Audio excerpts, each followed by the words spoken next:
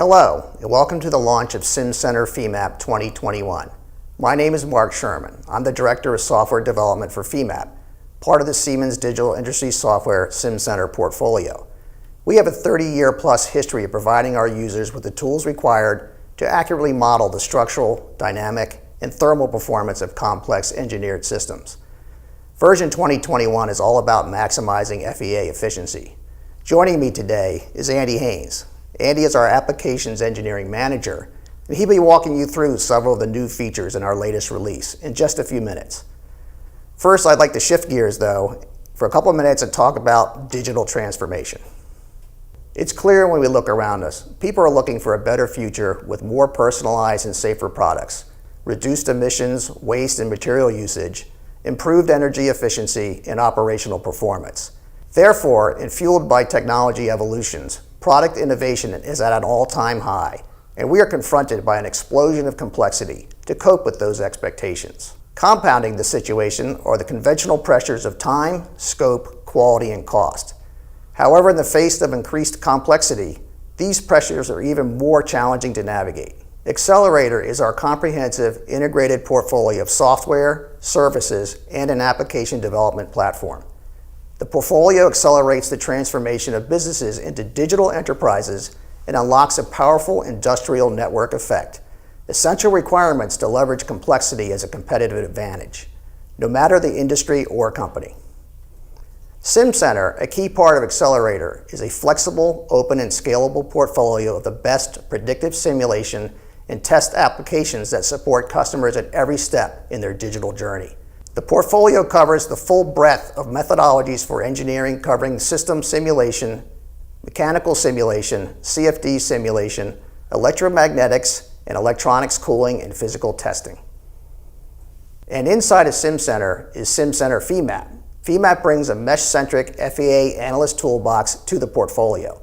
We do this with specialized geometric functionality, support for a wide array of materials and element types, quality meshing, and intuitive tools to apply real-world loads and boundary conditions.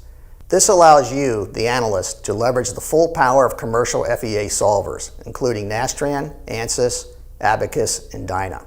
Femap is a truly open system with a powerful application programming interface to interact with other software products, add custom functionality, and to automate repetitive tasks. Let's take a look at some very interesting companies leveraging SimCenter Femap. The Jet Propulsion Laboratory is one of our oldest Femap customers, having used the software for the past 30 years. Femap was first used at JPL in an effort to unstick an antenna on the Galileo space probe. More recently, as you've seen in the news, Femap's been used on Curiosity and Perseverance, the rovers on Mars. I'd like to now introduce you to my friend, Power Femap user, Jim Jeans from Structures.aero. Thanks, Mark. I'm Jim Jeans, owner of Structures.aero. We're a small consulting firm located in Northern Virginia. We have 18 engineers, and we specialize in the design and analysis of composite aircraft and spacecraft. Most of our engineers use Femap every day in the work that we do. The program I'd like to talk about today is Falcon. It's an internally funded, small general aviation aircraft that seats 6. It's designed and analyzed by us. We're using Femap to analyze the structure, and we're slowly working towards FAA certification. We're currently building major subassemblies, and we're working with another partner on the construction. Another project I'd like to talk about is the NASA Roman Space Telescope. NASA is developing this telescope to provide better pictures than Hubble because this telescope will dedicate more of the light collected to the wide field instruments, which generates the pictures that we get to see from Hubble. So that this will greatly enhance what we can see in the future. Telescope uses a lot of composite materials, and we're using Femap to do the analysis of those materials. My team of 4 is doing large assembly models and all the way down to numerous detailed models where the coefficients of thermal expansion and the expansion of the material drives the design, and we have to prove that it's okay. Most of the team at NASA is also using Femap on this program. Another project I'd like to talk about is the Turbine Legend. The Turbine Legend is a small general aviation aircraft, seats 2. It is extremely fast and agile. It has many customers interested in it for its speed and its agility. It's built completely out of composite materials, and it was built in the 90s, but now we're reanalyzing it to use more modern construction techniques. We're also doing a pressurized version of this aircraft for our customer. The features coming out in the new version of Femap 2021 that we're most looking forward to are the mesh-on-mesh capabilities.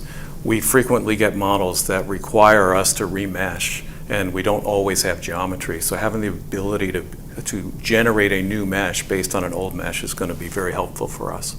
The new mesh propagation commands are similar, where we have to deal with models where the geometry just isn't very easy to work with, and having the new features are going to be very helpful. Thanks for the opportunity to talk about my company, Mark, and back to you.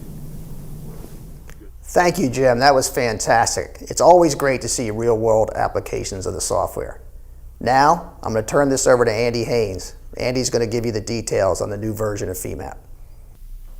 All right, thanks, Mark. What we're going to go over now is a little bit about some new meshing technology, some advanced support for solvers that we have, and a little bit about JT visualization. The mesh sizing propagation functionality added for version 2021.1 limits the need for extensive geometry cleanup and manipulation to create a fully connected mesh. This same technology also enhances SimCenter Femap's interactive meshing tools to streamline creation of a high-quality shell mesh or modify an existing hex mesh. So the first thing we're going to talk about today is our new mesh size propagation technology. So as you can see, this is not one single piece of geometry in here, but it's actually several different pieces. Now normally we could non-manifold add this together, but non-manifold add often brings with it some issues. So what we can now do instead is we can come over to our meshing toolbox and we can actually see how these different pieces of geometry are aligned with one another using our new Mesh Control Explorer tool. So we can kind of see from here, we can see edges paired by mapping and proximity. We can see free edges, and we can see edges that are aligned and adjacent to one another, but that are not of equal size. So basically, this is where we might run into some issues. So what I can see here is I can come along and see different places where these edges are aligned, but maybe not the same size. What I can do is I can do a right mouse click on any different pair or number of curves that are all together, and I can do imprint points, or I can just simply do imprint points all, which I'm going to do. Once I do that, if I end up now showing my free edges, I can see that that is exactly what I would expect from this geometry if it was all non-manifold added together. And if I come to see which ones are not properly paired, there's nothing, now there is nothing to show. So I'm going to close my Mesh Control Explorer, and I'm now going to come over to my meshing toolbox, and I'm going to go to Meshing Surface. I'm going to just select all my geometry, say OK, and I'm going to get a default mesh size, and I'm just going to put a free mesh on this to start off with. So I'm just going to say dialog select OK, and all my geometry has been modeled, and if I actually take a look at the free edges, you can see I have a properly connected mesh. Just going to come back to drawing the model for a second, and what I'm going to do now is I'm actually going to just change this to map mesh, and I'm just going to change my size. I'm just going to reduce my size a little bit. Going to pick all of my surfaces again, and now you can see that we're going to end up with a completely mapped mesh, but again, none of this geometry was connected beforehand, so it was doing it all based on proximity. Now, another thing that we can do with the new mesh sizing propagation is now we have the ability to update a hex mesh.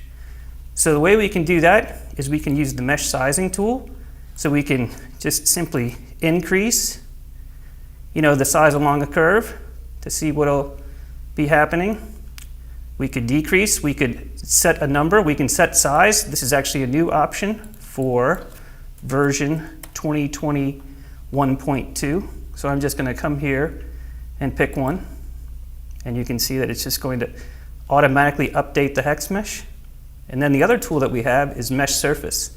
So we're going to come in here, we're just going to enter a mesh size of 0.15, and I'm just going to change this to map mesh.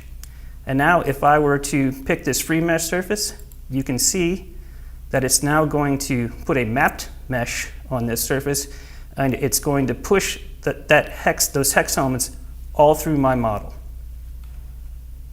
And that's what's new for mesh size propagation in Femap 2021. Version 2021.2 now offers the mesh bodies and mesh-on-mesh commands, which leverage meshing technology developed for other Siemens DI software products to create a higher quality mesh. For geometric bodies, this is done by imposing fewer sizing restrictions than our traditional meshing process. If geometry is not available, an existing mesh can instead be used as a starting point for a meshing workflow aimed at improving overall mesh quality. Okay, so one of the reasons that we added the mesh bodies command is because more and more we are getting geometry that has facet-based representation for surfaces instead of boundary or B-rep representation for surfaces. This happens to be one of those models. So if I were to take a look at the facets on this piece of geometry, even though it looks like a B-rep, it's actually a piece of faceted geometry that looks like this. Now what we can do is we can use our new mesh bodies command, and we have a number of options in here. We're going to actually be making a TET mesh, but we have some options on the geometry tab, curvature proximity tab. We're actually going to turn on proximity refinement and do elements across too. A tab that is for mesh quality, and then one to specify some TET options. So we're just going to come over here, and we're actually going to specify a target element size, and this is really the power of the mesh bodies command. Is it's just going to use this as a target element size instead of a very stiff and rigid element size like we do in the other mesh geometry commands. So I'm just going to set a value of 3 there, and I'm just going to click OK, and you're going to see it's going to be able to mesh on top of these facets or this faceted geometry, and what it's going to come up with is a very nice tetrahedral mesh. So we're just about to finish, and we're actually going to be able to see the quality down here, and our worst TET element quality is going to end up being around 7.187.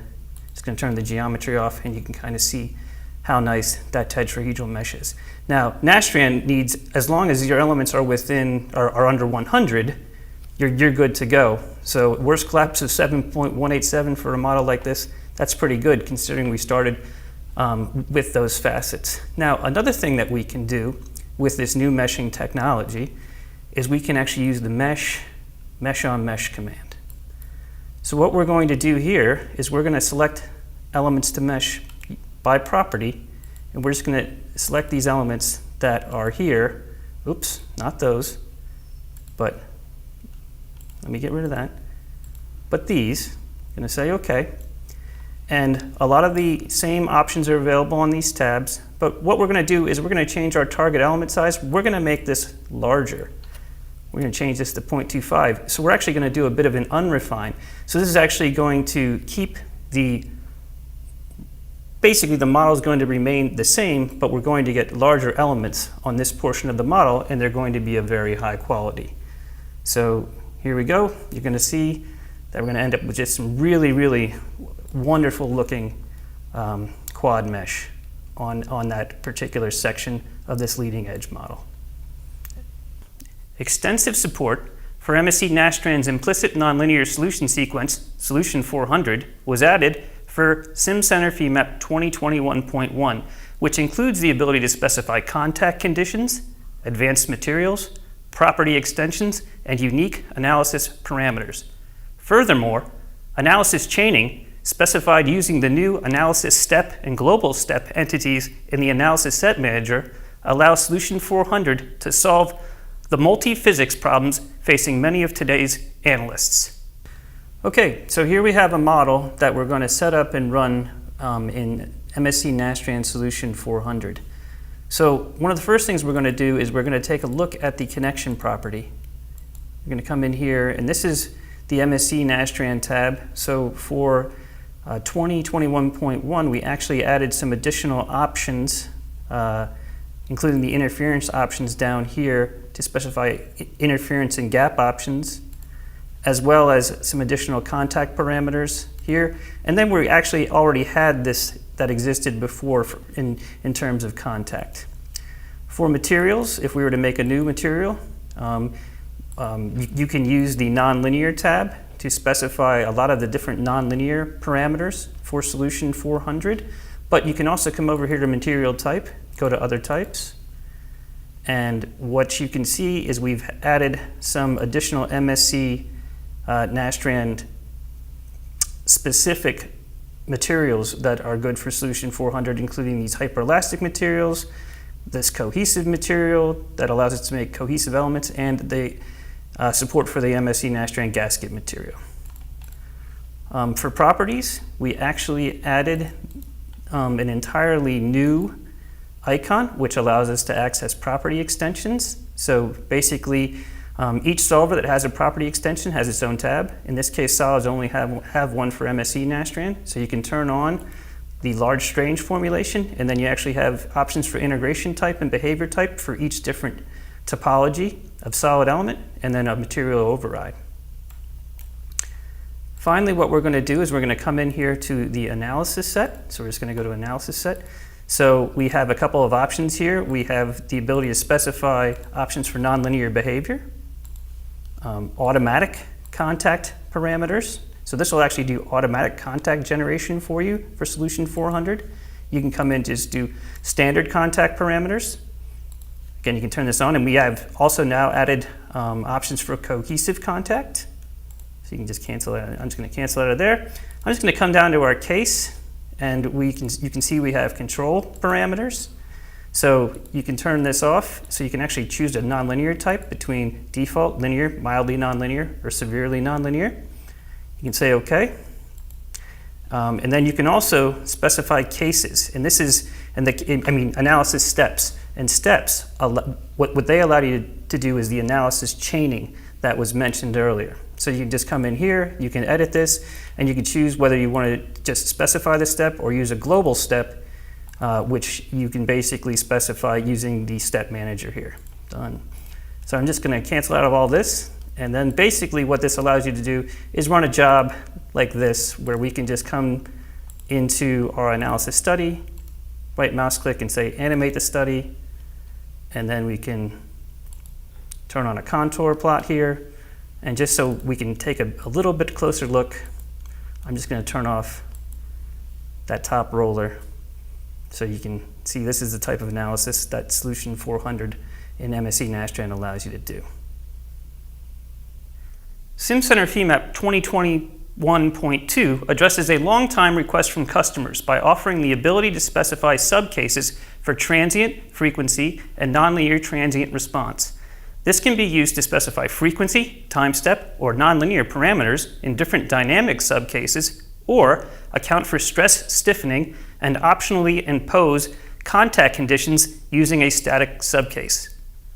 All right, so now that we support being able to create analysis sets with subcases for dynamic analysis, once you have a model set up properly to run a frequency response or transient response or a nonlinear transient response, you basically can just take an existing one or copy an existing one of those or make one from scratch to be able to specify these subcases. So I'm just going to do model analysis, and I'm going to say new, and I'm going to go to SimCenter Nastran, and I'm going to be making a frequency response harmonic analysis. So what we are going to want to do is come in here to our dynamics tab, and we're going to want to go here and change our solution type to modal, then come here and make sure that we do not have any response frequencies specified for the global level case. And then I can come down here to no cases defined. I just say new. I have a choice between static or frequency harmonic response. I'm going to say static. I can just click next. Then I can pick my loads. So I'm going to pick my bolt preload as my boundary condition, and I'm going to say OK. At this point, I'm going to want to make a dynamic subcase, so I just click on my existing subcase, click New. This one's going to be specified as 4 frequency harmonic response. It's going to say Next. I'm going to come to my dynamic analysis dialog box, and I'm going to turn on my 2 sets of response frequencies.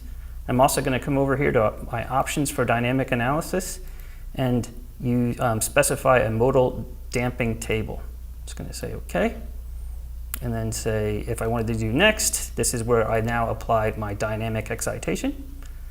Come to Next, and if I wanted to specify some Nastran output requests that would only be for this particular subcase, I could do that as well.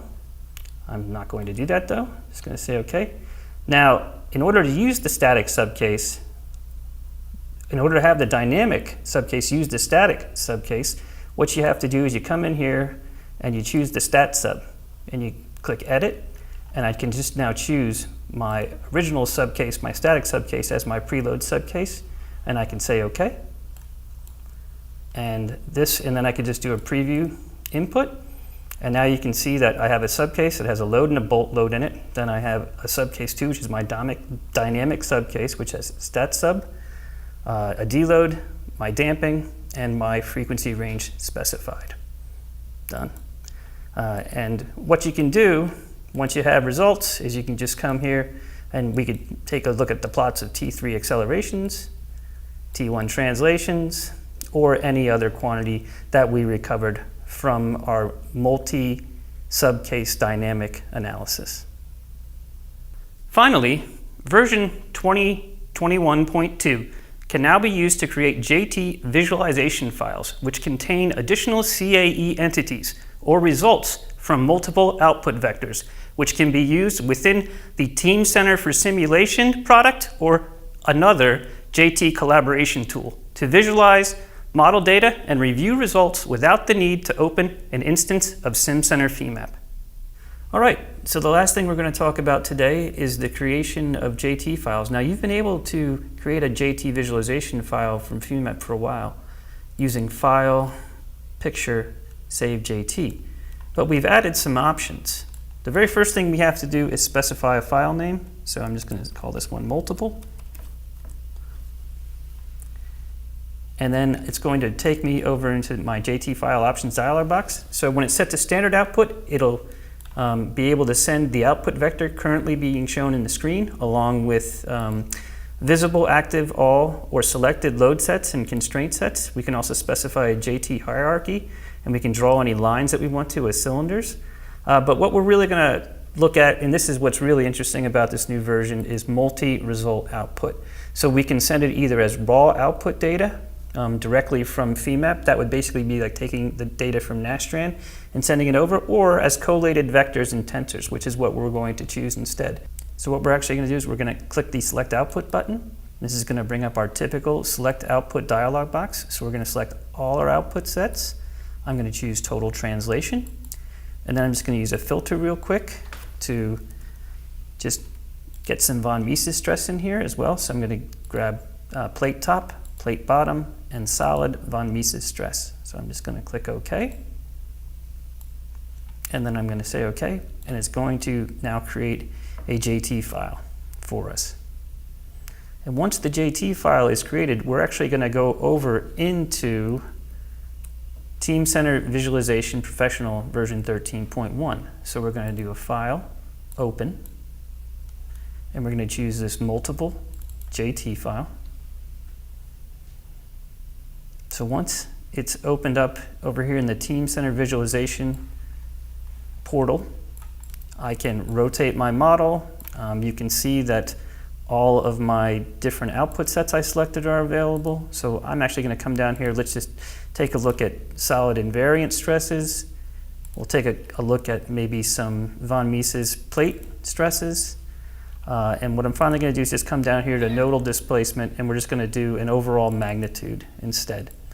So basically, now we can take a look at total translation on our entire body. And again, I'm doing this all without needing to use an instance of Femap. Now, if I come here to the Render tab, I can, come over to Display Options. I can turn on Deformation Display, and then I can just go to Configure, and I just can see that my result is yes, nodal displacements, and my component is magnitude. I'm just going to say OK. And once I hit Apply, you can see that I can now take a look at my deformed model inside the Team Center visualization tool. Okay, now back to Mark to wrap things up. We'd like to take this opportunity to encourage you to engage with Siemens experts and other users on the SimCenter community. The link shown here will take you to the top level of the SimCenter community, where you will find links to access the blog, knowledge base, and discussion forums for various products in the portfolio, including SimCenter Femap. And lastly, for those of you who have not tried Femap, you can do so for free. All of the new capabilities that we've discussed today are available in our trial.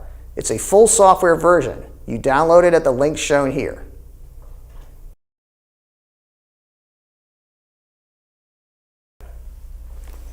All right, we got some questions here rolling in online. We had stuff about version 2021, but I saw .1s and .2s. What's the difference between those versions and which one has what? Yeah, we did talk about the full 2021 releases today, which is actually a .1 that came out in December, and then the .2 that's out now. Some technology actually was put in .1, has been expanded in .2. Most of the stuff we talked about is like that, but the new body meshing stuff, that's brand new. You're only going to see that in the latest one, 2021.2. Next, oh, here we go. Well, when will it exactly be available, 2021.2? I'll take this one, Mark. So it's available now for download from the Siemens Software Center, like a lot of the past versions of Femap. One point we'd like to make while we're talking about distribution is we've been clear that it's time to move on away from shipping DVDs. And well, this version of Femap, this is, and all future versions of Femap will be available only from the Software Center. So no more DVDs. Again, it was time to move on. All right, got another one here. Mesh bodies command uses different approach for meshing than commands on the mesh geometry menu, and I heard some workflow stuff. So, what are you guys talking about there? I guess the whole point of the mesh bodies command is that it is slightly different in process. So in traditional Femap, you always put the node, you specified exactly how many nodes would be on a curve and things like that.